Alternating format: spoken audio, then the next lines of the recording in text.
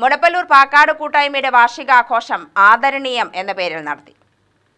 Mudappallur community ഹാളിൽ നടന്ന പരിപാടി KD പ്രസന്നൻ MLA ഉദ്ഘാടനം ചെയ്തു.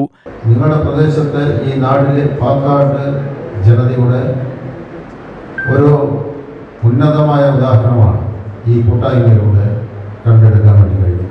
ഇത് ലോകത്തിലെ മനുഷ്യരെല്ലാം ഇത്തരത്തിൽ ഒന്നിച്ചേരുന്ന ഒരു സന്ദർഭം ഉണ്ടാവണം എന്നതാണ് ലോകത്തിലെ എല്ലാ നല്ല മനുഷ്യരും ആഗ്രഹിക്കുന്നു.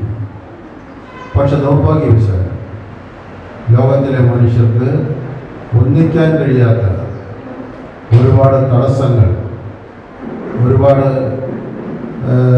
വിള്ളലുകൾ നമ്മുടെ സമൂഹത്തിൽ ഇന്ന് രൂപപ്പെട്ട് കഴിഞ്ഞിട്ടുണ്ട്. ആ വിള്ളലുകൾക്ക് എല്ലാം തീർത്ത് നമുക്ക് ഈ ലോകം മുഴുവൻ നന്നാവുമ്പോൾ നമ്മൾ നന്നായി കളയാം എന്ന് നിശ്ചയിച്ചാൽ നമുക്ക് ഒരിക്കലും നന്നാവാൻ കഴിയില്ല.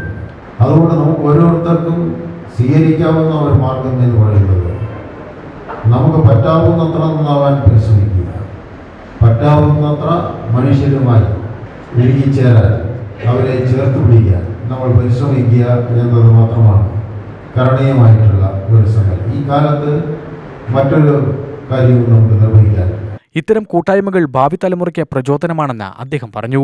വ്യത്യസ്ത മേഖലയിൽ നിസ്തുല സേവനം കാഴ്ചവെച്ച 19 പേരെ പൊന്നാടി അണിയിച്ച് ആദരിച്ചു.